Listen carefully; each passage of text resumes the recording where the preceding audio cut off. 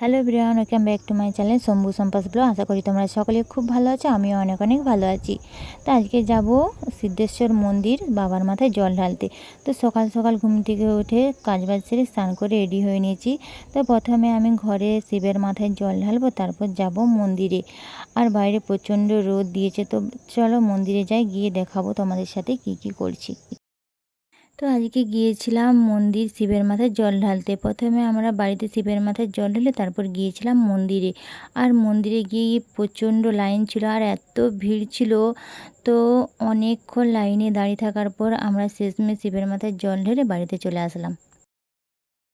আজকে আমরা গিয়েছিলাম রাত গাজন দেখতে, কারণ এর আগে আমি কোনো দিন রাত গাজন দেখিনি। তো এই প্রথমবার আমি রাত গাজন দেখতে গিয়েছিলাম ডাবচায়। তো প্রথমে আমি ডাবচায় গিয়েছিলাম, আর এখানে এসে দেখি যে ভক্তারা আসছে।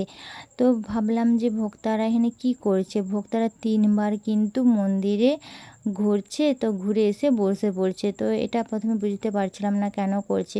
তো যেই ভক্তাগুলো আসছে স্নান করে তারা এভাবেই তিনবার করে ঘুরছে, তারপর বসে পড়ছে, কারণ এখানে হবে হরগৌরীর পুজো।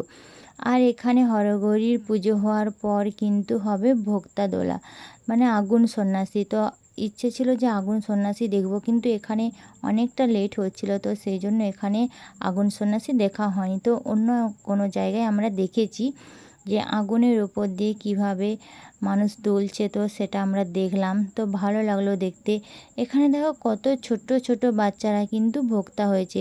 বাবার সব ভক্তরা কিন্তু এখানে উপোস করে শিবের মাথায় জল ঢেলে সারাদিন না খেয়ে, তো এখানে এরা রয়েছে কতটা কষ্ট করে। কিন্তু এখানে কষ্ট হয় ঠিকই, কিন্তু আনন্দও হয়। তো সবাই একসাথে মিলে কয়েকটা দিন কিন্তু সবাই খুব এনজয় করে, আর সবাই কিন্তু কষ্টও করে আর সবাই এনজয়ও করে। এখানে সবার আগে রয়েছে পাঠভক্তা। আর পাঠভক্তা মানে কি সেটা আমি জানতাম না, এটা জেনেছি আমার বাবার কাছ থেকে। কারণ বাবা যেহেতু বক্তা থাকতো, বাবা আমাকে সবটা বলেছিল যে পাঠভক্তা কি হয়, সেটা আমার জানার ইচ্ছে ছিল। তো সেই জন্য আমি তোমাদেরকে বললাম যে পাঠভক্তা হচ্ছে 1 মাস আগের থেকে বলতে হয় যে আমি পাঠভক্তা থাকবো, তো সেই জন্য কমিটিকে বলতে হয়। তো পাঠভক্তার 1 মাস আগের থেকে কিন্তু হব্বিস খেয়ে থাকবে, সারাদিনে একবার কোনো কিছু খাবার খাবে না, জল খাবে না। তো প্রচুর কষ্ট করে থাকতে হয়। আর পাঠভক্তাকে হতে হয় আদাগা, কোনো দাগা ভক্তা চলবে না। আর পাঠভক্তাকে কিন্তু প্রচুর কষ্ট করতে হয়। সবার আগে সব কাজ কিন্তু পাঠভক্তাকেই করতে হয়, পুজো থেকে শুরু করে সবার আগে কিন্তু পাঠভক্তাই থাকবে। তো এখানে দেখো পাঠভক্তা আগে কিন্তু মন্দিরের চারিদিকে ঘুরছে, তারপর কিন্তু বাকি ভক্তারা পেছনে পেছনে ঘুরছে। তো সবার আগে পাঠভক্তা থাকবে, তো তারপরে কিন্তু বাকিরা থাকবে। এখানে কিন্তু পাঠভক্তা ঘোরার পরে দেখো বাকিরা সবাই ঘুরছে। তো ঢাকিরা প্রথমে আছে, তো তারপরে কিন্তু বাকি সবাই রয়েছে। তো এখানে দেখো পাঠভক্তা কিন্তু ঘটি হাতে নিয়ে এখানে ঘুরছে, তো তারপরে কিন্তু সবাই এক এক করে যাচ্ছে। আর এখানে দেখো বাবার ভক্তরা কত কষ্ট করে বাবার মাথায় জল ঢেলে, তো এখানে দেখো উপোস করে রয়েছে। আর এখানে ছোট্ট একটা বাচ্চা মেয়েও কিন্তু ভক্তা রয়েছে।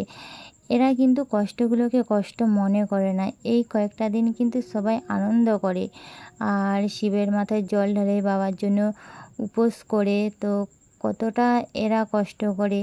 আর এখানে দেখো এখানে কিন্তু বেশিরভাগ বাচ্চা বাচ্চা ছেলে মেয়েরাই কিন্তু এখানে বেশি ভোক্তা হয়েছে। তো এখান থেকে আমরা চলে আসছিলাম, কারণ এখানে এখন হরগৌরীর পুজো হবে, তো তারপর হবে ভোক্তাদোলা।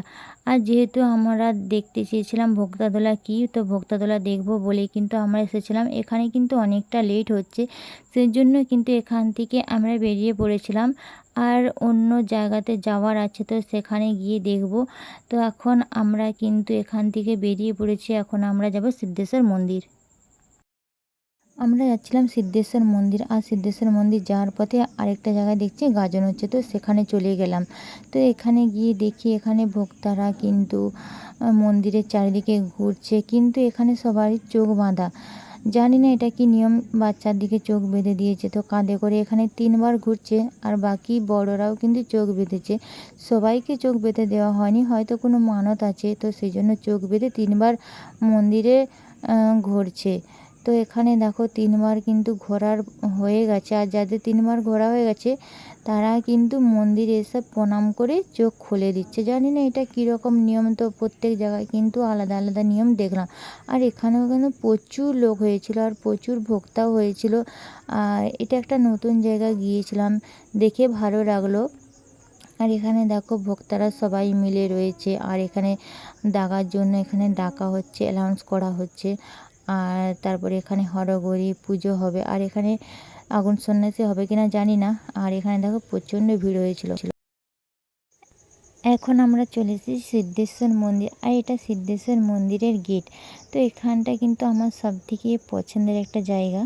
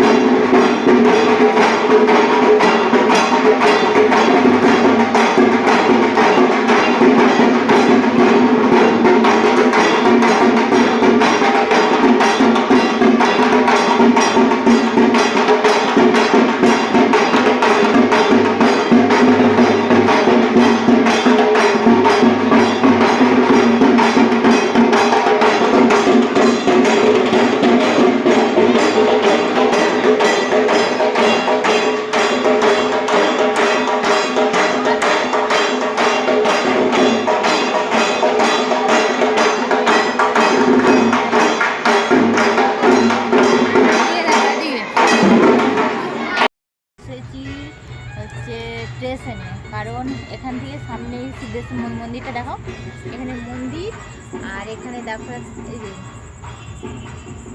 এখানে মন্দির, আর এখানে দেখো একটা মালগাড়ি দাঁড়িয়ে আছে। তো এখানে আমি জিজ্ঞেস করছি দেখো এখানে কীভাবে মানুষ, এখানে দেখো ট্রেনে কীভাবে মানুষ মারা যায় সেটাই দেখছি আমি।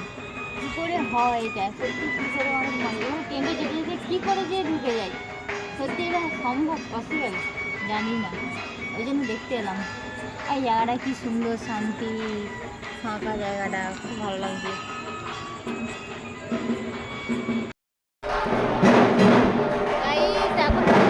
সিদ্ধেশ্বর মন্দিরে হচ্ছে খুব সুন্দর করে নাচ করছে এরা, আর দেখছিলাম কিছু ভিডিও শেয়ার করতে পারবে।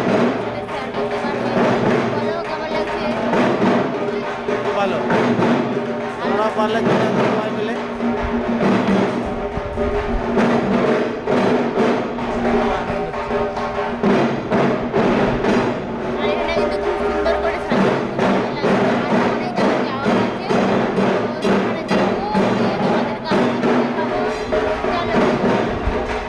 এটা হচ্ছে সিদ্ধেশ্বর মন্দিরের গেট, আর এখানটা দেখো কত সুন্দর করে সাজিয়েছে, পুরো মন্দিরটাই কিন্তু খুব সুন্দর করে সাজিয়েছে, খুব সুন্দর লাগছে দেখতে। আর এখানে দেখো আমার বর আমাকে না নিয়ে একাই চলে যাচ্ছে। তো এখন আমরা সিদ্ধেশ্বর মন্দির থেকে বেরিয়ে চলে এসেছিলাম যজ্ঞেশ্বর বাবার মন্দিরে। তো এসে প্রথমেই দেখলাম যে এখানে কিন্তু ভোক্তাদোলা হচ্ছে। তো এখানে ভোক্তাদোলা দেখছিলাম, যেহেতু আমি এটা কখনো দেখিনি, দেখার ইচ্ছে ছিল। তো এসে এখানে দেখতে পেয়েছিলাম ভোক্তা দুলছে।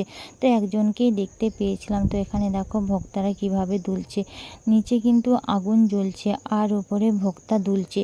তো এভাবে আগুনটা জ্বলে উঠছে, পুরো মুখে মাথায় লাগছে। তো কোনো অসুবিধা হচ্ছে না এদের, কারণ এরা বাবার ভক্ত, সেই জন্য কোনো অসুবিধা হচ্ছে না। তো এখানে দেখো ভক্তরা কিভাবে দুলছে। এখানে কিন্তু ভোক্তাদোলা শেষ হয়ে গিয়েছে, আর ভোক্তাদোলা শেষে আমরা একটু শুনছিলাম গান, কারণ এখানে কিন্তু 2-3 দিন ধরে অনেক অনুষ্ঠান করায় এরা, ছোটোখাটোর মধ্যে যেমন পারে তেমনই করায়। আর এখানে দেখো আজকে হচ্ছে গান। তো এখানে 2-3 জন মিলে কিন্তু গান করছে, আর কি গান করছে কি বলবো, কানের অবস্থা খুব খারাপ হয়ে যাচ্ছে। তো আর বলার কিছু নেই। তো যাই হোক, মোটামুটি গান করছে ওরা।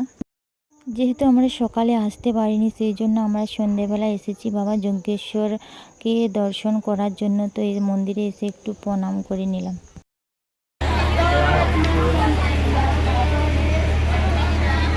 আর কি বললো কাঁটা ভাঙা? এই কোথায় এসছো? এদিকে এদিকে। মেলা যজ্ঞেশ্বর। এখন আমরা এসেছি যজ্ঞেশ্বর মন্দিরে। তো এখানে ভোক্তাগুলো দেখলাম, আর আমরা অনেকটা লেট করে গিয়েছিলাম, সেই জন্য পুরো দেখতে পারিনি। আর এখানে আছে, এখনো আছে। আর এখানে হচ্ছে কাঁটা ভাঙা আছে, আর কি বললো? আরো অনেকগুলো অনুষ্ঠান হবে, সেগুলো দেখবো। দেখবে তো? আর গানগুলো রাত কেমন 12টা। লাগছে? গানগুলো কেমন লাগছে? কেউ শোনোনি? ঠিক আছে, চলো। তো মন্দিরে প্রণাম করে আসার সময় দেখলাম যে এখানে কয়েকটা দাদাভাই বাজনা বাজাচ্ছে। তো এখানে দেখো শুনছিলাম, খুব ভালো লাগছিল, খুব সুন্দর করে এরা বাজনা বাজাচ্ছিল। তারপর এখানে পাশেই দেখো একটা খুব সুন্দর করে জায়গায় সাজিয়েছে। তো এটা সেলফি তোলার জায়গা, প্রত্যেক বছর এরা করে। তো সবাই এখানে সেলফি ওঠে। বাবা যজ্ঞেশ্বর মন্দিরে প্রণাম করে আমরা চলে আসলাম নেয়াবসতে মন্দিরে। তো এখানে আমি মন্দিরের নাম জানি না, তো তার জন্যে বলতে পারলাম না। তো এসেই দেখি এখানে ভোক্তাদোলা হচ্ছে, আর এখানে দেখো মন্দিরটা কিন্তু অনেকটাই বড় আর খুব সুন্দর করে সাজিয়েছে মন্দিরটা। আর এখানে মন্দিরকে যেতে পারিনি, কারণ প্রচণ্ড ভিড় ছিল, সেই জন্য আর মন্দিরকে যাওয়া হয়নি। আর এখানে দেখো ভক্তরা সবাই মিলে নাচ করছে একসাথে। আর এখানে কিন্তু প্রচুর লোক হয়েছিল। তো এখানে বলে নাকি এই মন্দিরটা পাতালপুর, তো জানি না, বলে সবাই তো জাগ্রত মন্দির। তো এখানে দেখো ভক্তরা দোলছে, আর কতটা আগুনটা উঠে যাচ্ছে উপরে।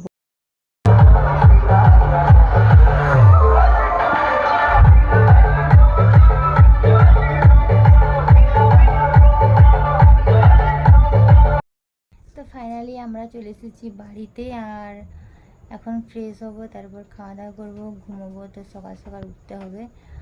আর ভিডিওটা এখানেই শেষ করছি, দেখা হচ্ছে নেক্সট ভিডিওতে। আজকের মতো টাটা।